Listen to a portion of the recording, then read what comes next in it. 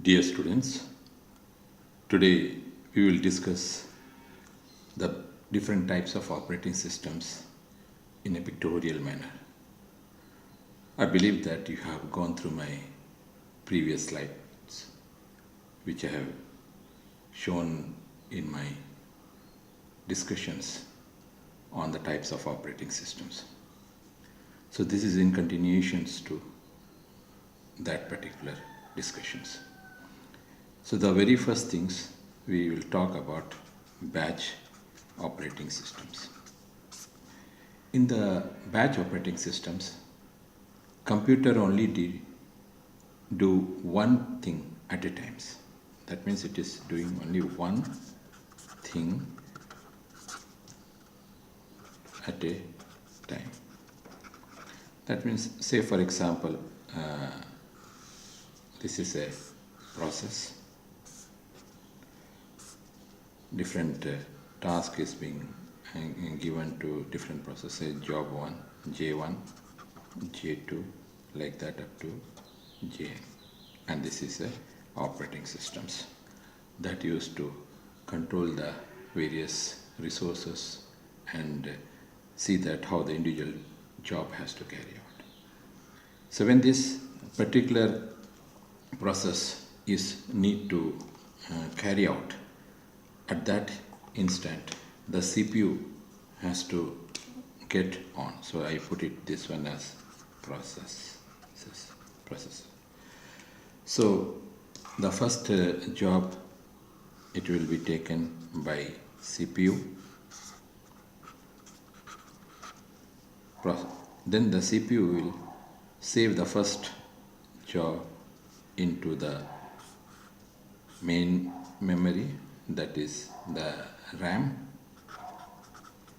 and based on the schedules from the RAM, the CPU will be calling that particular job and try to execute. Assume that this particular job is to do a print operations, then automatically the input-output operations will take place. Input-output operations will take place, and CPU, what the CPU will be doing is that CPU will try to deliver that particular job to the input-output operations.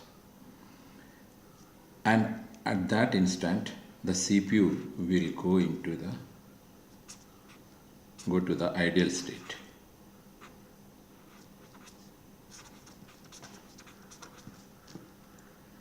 Now ideal state means at that time CPU will not have any other activities because it has already given the command.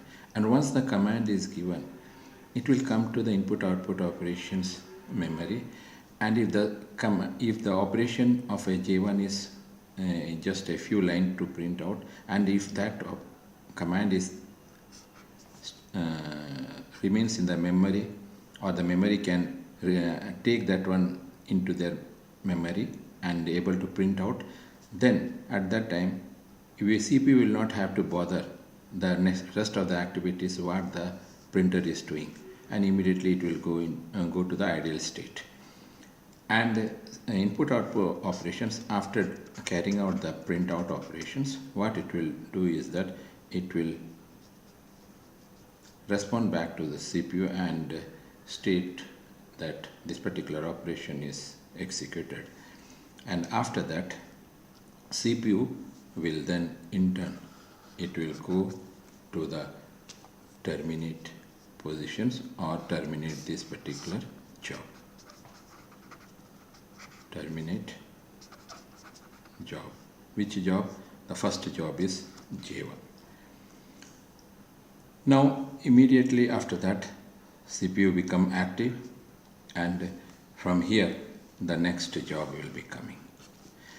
So we have seen that in the previous case, the job J1 comes, CPU take it to the RAM memory, and from the RAM memory it is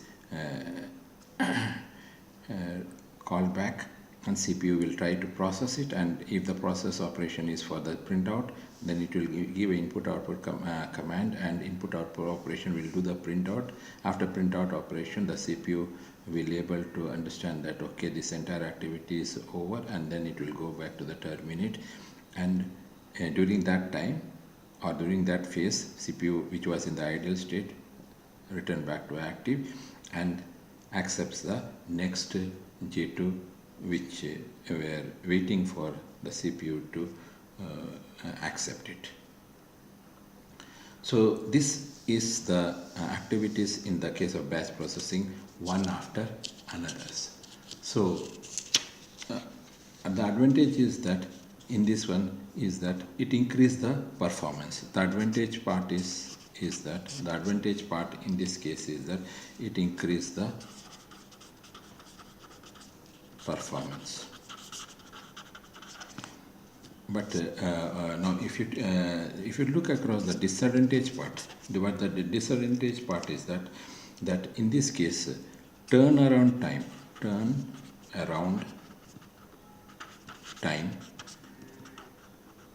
is large, and second part is that CPU is ideal for more time.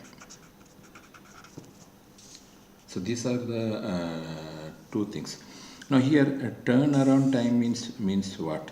If I put this particular word like this, turn around time is nothing but the start time and end. Say for example, if I put that if J1 starts for say 20 milliseconds for executions, then J2, even if the J2 has arrived within say 4 millisecond, it cannot able to carry out. That means if the J1 job is for a 20 millisecond and J2 has immediately arrived after say 4 millisecond, it has to wait until this work is completed. That means after 20 second, on the 21st second, this particular job will start. So that is how this particular thing is being stated. So that is what it means, turnaround times. Now this is the very simplest form of understanding the batch operating system. Next we will discuss on multiprocessing. Thank you.